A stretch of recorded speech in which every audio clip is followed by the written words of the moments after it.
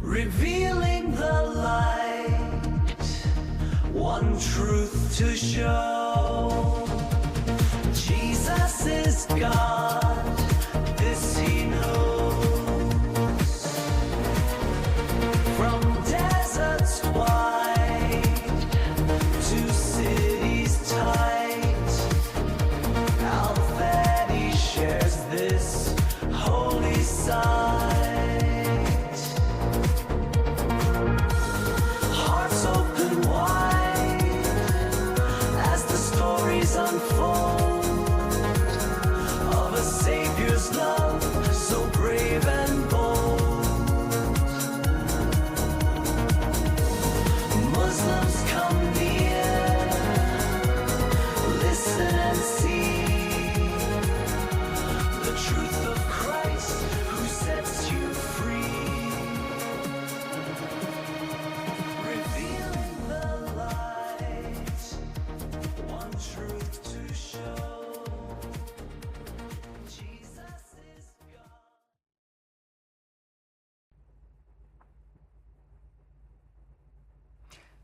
Well, hello everyone. This is Fadi, and I want to just from the bottom of my heart welcome all of you. I know it's been a while and it's been an up and down journey. Thank you for all of you for your prayers and well wishes. They were received and appreciated. Today, of course, we're going to be doing a very short live stream, just about maybe 20-25 minutes long. We have with us here virtually Dr. Jay Smith, who have graciously agreed to join me. Last minute request, really. We just recorded a few short episodes, special edition, talking about the most recent basically presentation that he has done at ETS and has been talking about, which is the problem not only with the history of Islam and the origin of Islam, but also the problem with the primary Islamic sources. And here's what I mean by that, that when you're looking at primary sources, not only like the Qur'an, but you look at the Hadith, you look at the biography or the Sira of Muhammad, you look at history in general, Tarikh, you look at Tafsir or Commentaries, you begin to realize that we're relying on Islamic sources that we're told basically existed at a certain time, yet you will soon discover that tangible evidence that support their existence, manuscript if you wish, actually prove that those manuscripts existed hundreds of years later, which puts basically these primary sources in question. Let me invite Dr. Jay to join me here, and we will begin our discussion over this. Dr. Jay, as always, thank you so much for your flexibility and your willingness to be with us. Well, thank you for having me on again. This is fun. We've just done a few short videos, as you mentioned already, concerning this new material. But let me just say that there have been many people that have been asking me to write down everything we've been putting together, because it's one thing to watch a video and to look at PowerPoints. But people who are watching the video, they can't remember where I've said what or when I've said what, and they want something in their hands, and they're saying, Jay, you need to write a book. You need to put this in a book form. So we're doing that. We're in the process of doing that, and I'm now working with Dr. Daniel Janasic. You know Dr. Janasic, he is our MAPI co-director with me on the MAPI program, Master of Arts for Apologetics and Polemics to Islam. He and I are in the process of writing it down. I'm writing in most of it. And what I'm doing is I'm looking at the book, The Man and the Place. The book being the Quran, the man being Muhammad, and the place being Mecca. And I'm putting them into tabulating them all, everything we have found as of 2025. And we're saying that specifically 2025, because 2026 or 2027, new material will certainly come to light, and we have to keep broadening it and changing the parameters of what we're finding. But as of 2025, we're going to have this book written. We're going to have it out there so all of you can read it. We're going to talk about sources. We're going to talk about and start with Mecca, of course, because Mecca is kind of the foundation of everything that comes after. If Mecca doesn't exist and it wasn't around in 7th century, then it doesn't matter what Muhammad you find. If he's not from Mecca, it's not the Muhammad of Islam. And it doesn't matter what Quran you come across or what Quranic writing you come to. If it's not from Mecca, and was not written in with two places called Mecca and Medina, if these places were not even, well, one didn't even exist. Yathrib did exist, but there was not enough people there to create these amazing theological debates that are happening. If there are no Christians and Jews to have these debates with that far south, then it doesn't matter what Quran you find. It's not from Mecca or Medina. It's not the Quran of Islam that was there in the 7th century. So these are the things we're going to be writing down. We've got to get them in one place so that people can read them. Now, what that means is that we're going to start whole new genres, and we're getting it published, and we'll probably be using Dan Brubaker's publishing house to do so. Dan Brubaker is part of MAPI program as well, along with you, Al-Fadi. You're one of our professors, so is Dan Brubaker. And we're now creating a whole stream of new material that's going to be coming out. We're going to have whole genres of material written just on Mecca, other books written just on Muhammad, and other books written on the Quran, creating 3 different genres of writing that will be coming out as a powerhouse, you might say, for the future, so that anybody can come back and know where to do their research, because there's an awful lot of research to be doing. Now, on top of that, we have quite a few students. Al-Fadi, you have students. You've just taught a course for us, and you had over 30 to 40 students in your class. In the class we're just teaching now, we have 30 as well. And these students are writing papers, and these papers are into this whole area of the origins of Islam, which is really what we're talking about today. The origins of Islam. Where did this religion come from? What do we now know? They're writing papers as well. Those are going to be put into books. And they're going to be books that all of you can use and will be able to from here on out. We'll be the first to create this whole new area of research, and we're just going to call it the origins research, which includes both the book, The Man, and the Place, but also what we're just going to talk about today, and that is the sources for the book, The Man, and the Place. Well, anyways, that's just to introduce us, to whet your appetite so that you can anticipate this. We'll let you know, certainly on Sira International and also on Fander Films, when the book comes out. And then, of course, we'll hope that as many as you can buy the book, then come back to us, see what we're saying, and try to confront us. For heaven's sakes, we need to have this debate on where we're going. Now, the big question that follows that, once we look at the problems with Mecca, once we look at the problems with Muhammad, and once we look at the problems with the Quran, the fourth and the major, or you might say, well, the sources are the first, the major thing we're going to have to do is the next step. What then did happen? How then did Islam really begin? That's the mother lode. And that's the area I'm not willing to say yet. I'm not willing to go that deep. I'm not going to make that dive. Dr. Janasic is ready to do that. He thinks he knows. He thinks that he is willing to make that big dive and actually go out on the limb and actually say what he thinks and how he thinks Islam began. I'm going to let him deal with that material. I'm more interested in the book, The Man, and the Place, looking and seeing the problems with this book called the Quran, the man Muhammad, and the place known as Mecca. What he's going to take and what he's going to do is probably what many of you are really waiting for, and that is, from everything we know of this book and the man and the place, from everything we know about the origins of Islam, how then did it happen? Well, you're just going to have to wait till we publish the book to know what the answer to that. Back to you, Al-Fadi. Well, that's interesting, of course, and you made me aware of this effort about the book, and definitely it's exciting, and a lot of people right here are writing comments about that, and they're eagerly probably anticipating when the book will be published. Now, Dr. J, why don't you tell people a little bit more about why do we have a problem with the primary Islamic sources? We're not talking just the Quran only or the Hadith, but even the rest of these sources. Yeah, well, this is it. I mean, that is the million-dollar question. If this man did exist, this man named Muhammad, in this place called Mecca, receiving this book called the Quran, those are 3 historical claims right there, right? The historical claims that Muslims have always made and we have made, on this show. This man, Muhammad, living from 570 to 632, between 610 and 632, receiving a book called the Qur'an, first from 610 to 622 in a place called Mecca, and then from 622 to 632 in a place called Medina. I've just now made three major historical claims, and it's not me that's making it, it's Muslims that make these three historical claims. Well, then they're going to have to say, well, or they're going to have to answer, prove it. 2 words, prove it. Prove it that this man, Muhammad, lived in a place called Mecca and then Medina and received a book called the Qur'an in the 7th century between 610 and 632. Simple question to ask. And we've always been assumed that we know the answer to that. And we've always assumed, everybody that's listened to me, everybody that's listened to you, everybody that's listened to any Muslim or any other scholar has always assumed that we don't know how to answer that question because nothing exists in that time period, at that place, about this man or that book or even that city. Nothing. We don't have any reference to it.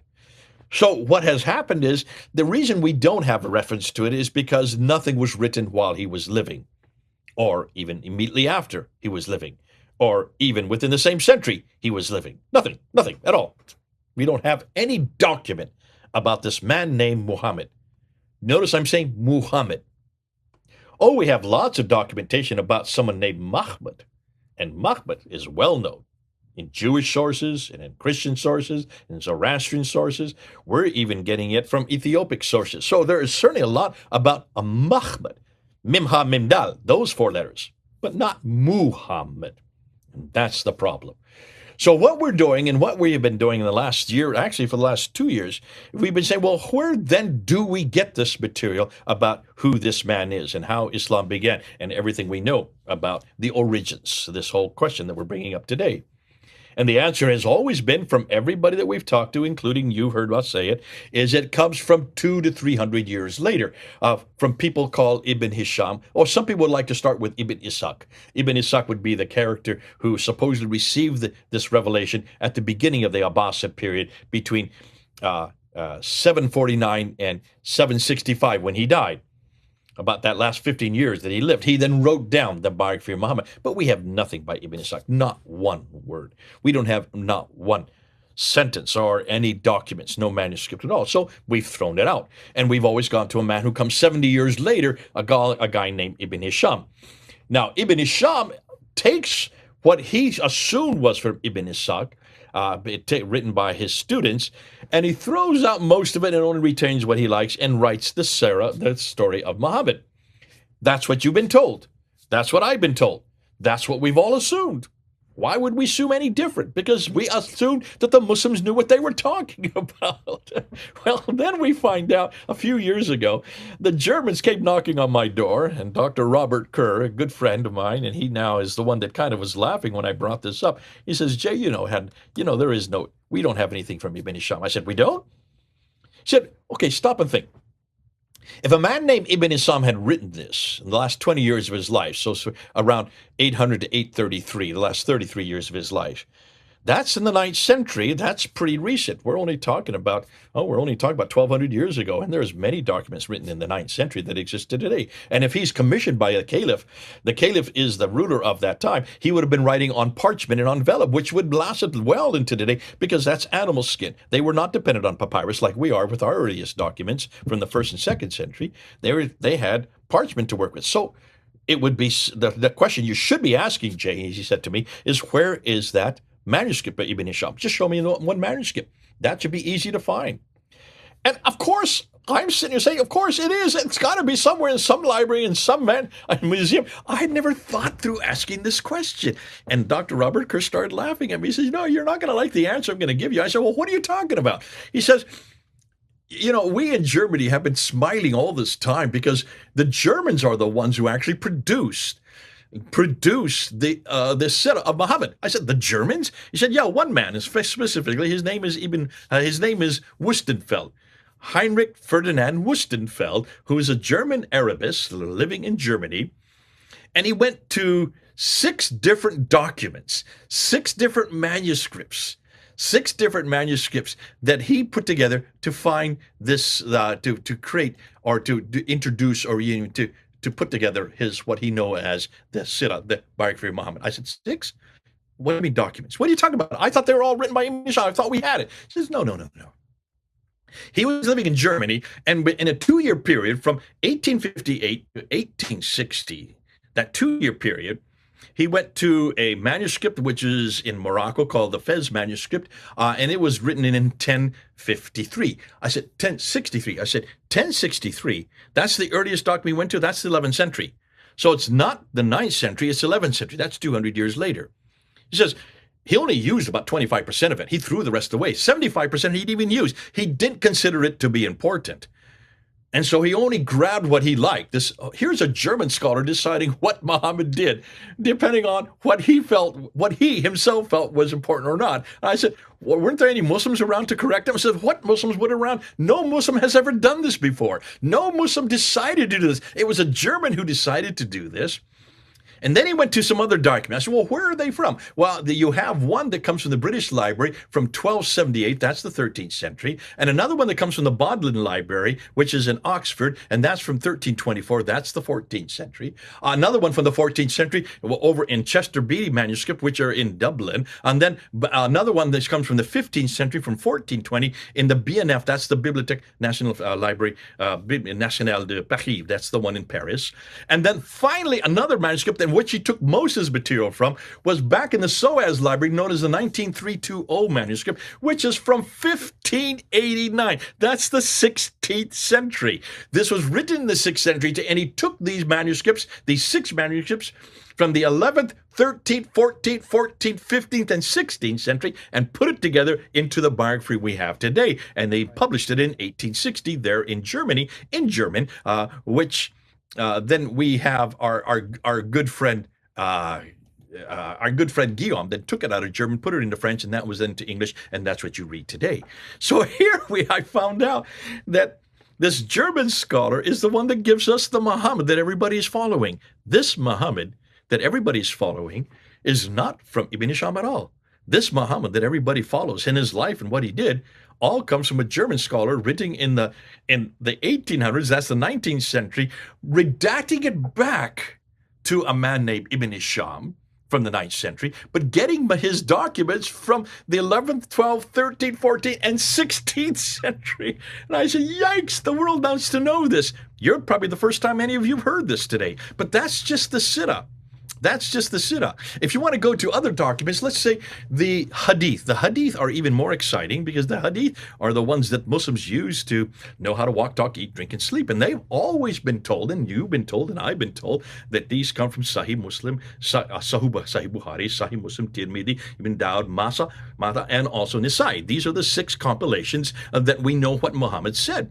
And these are the ones that are all written in 870, 875, right up until 915. So late 9th century, early 10th century, which is bad enough when you stop and think about it, because none of these guys were there when Muhammad was living. And I always thought that was bad enough, because these are all late 9th century, early 10th century for a guy who was speaking in the early 7th century. That's 270 and to 300 years later.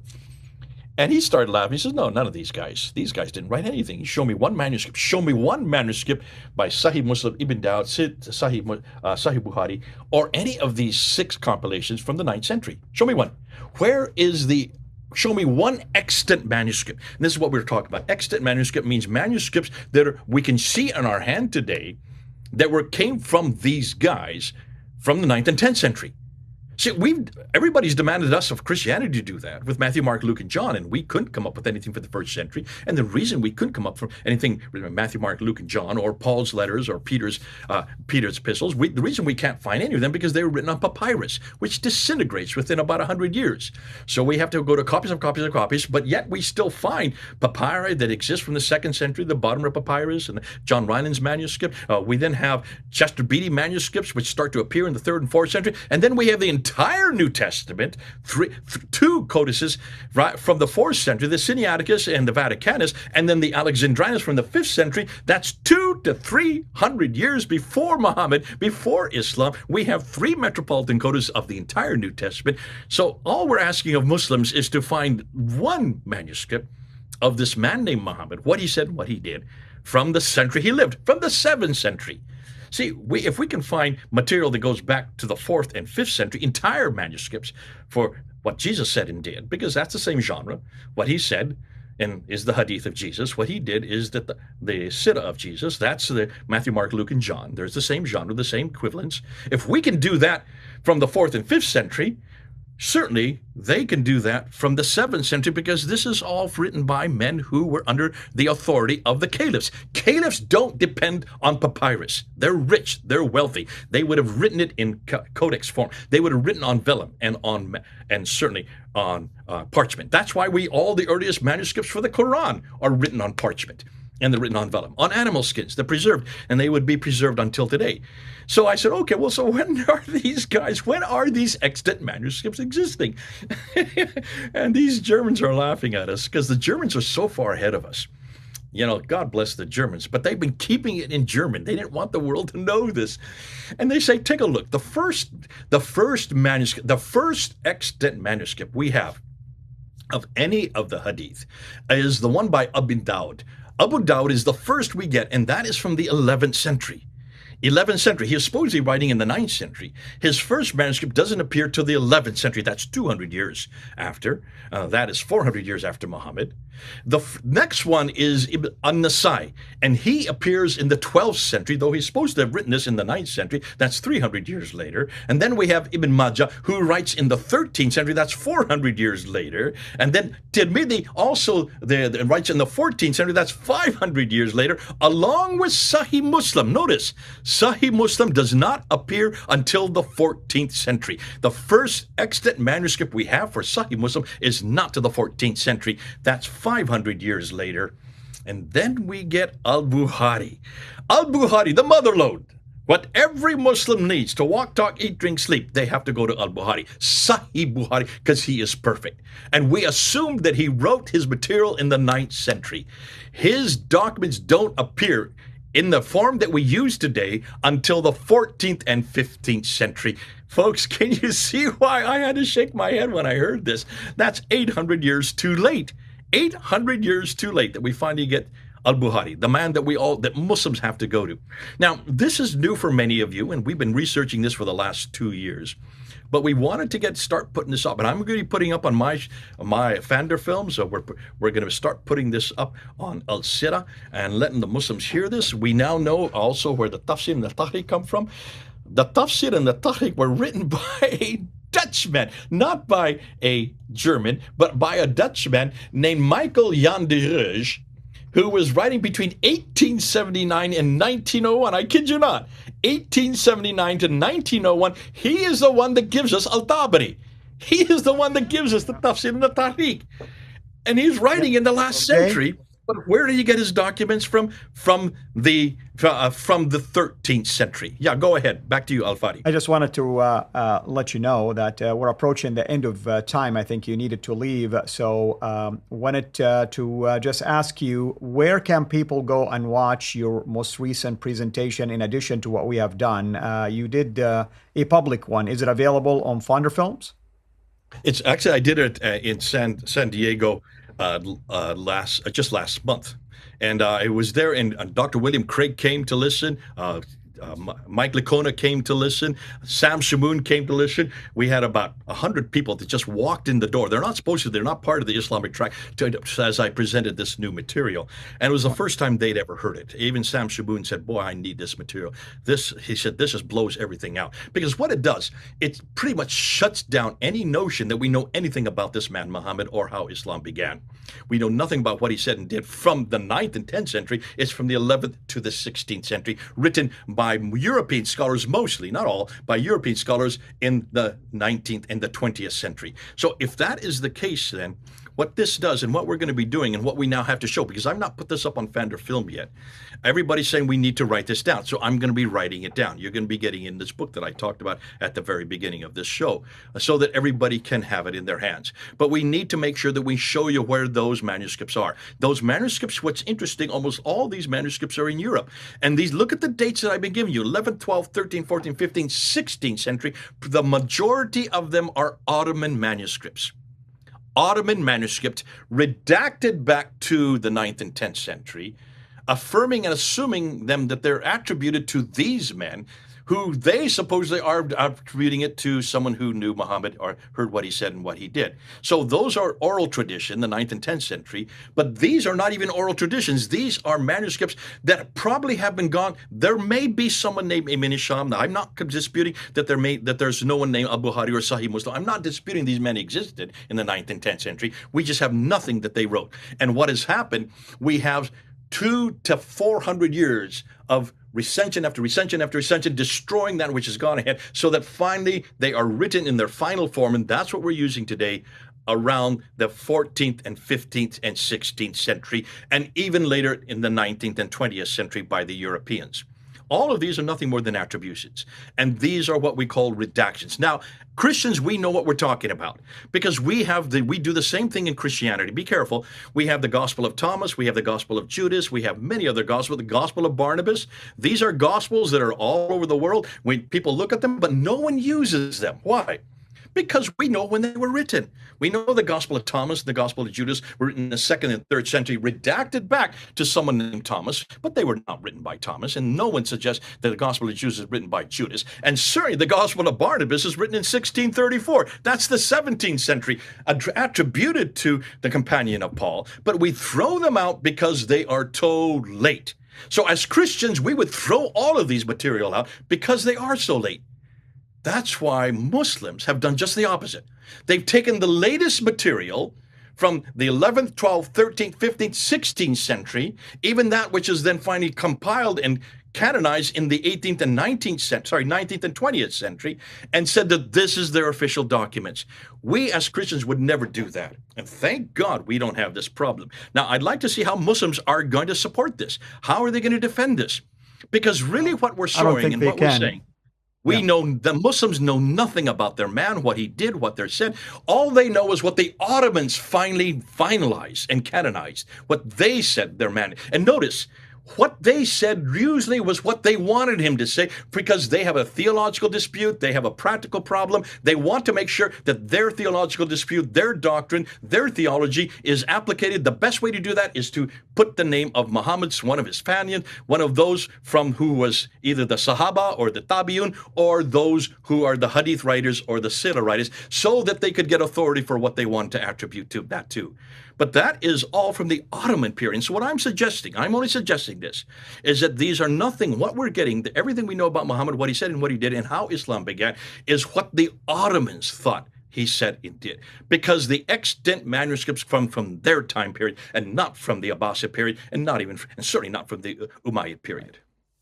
Well, thank you so much, Dr. J, and thank you, everyone. By the way, we are wrapping up our live stream, and just wanted to report to you that today we recorded a number of interesting video series, one with Dr. J about these issues that he's raising right now with the problems related to the dating of primary Islamic sources. So, folks, again, thank you so much for joining us. Thank you for your prayers, and pray that I will be able to come back to doing my normal live streams as before. Until then, everyone, have a blessed day. Take care.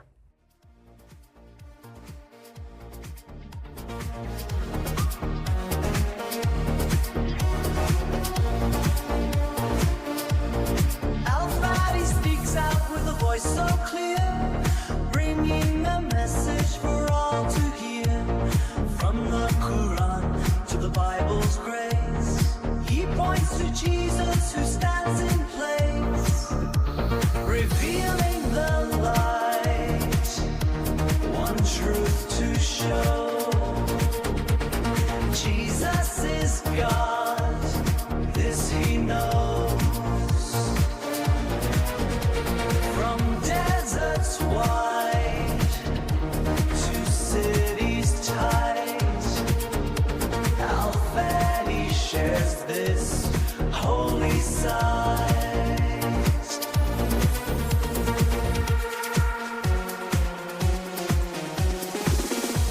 In mosques and churches,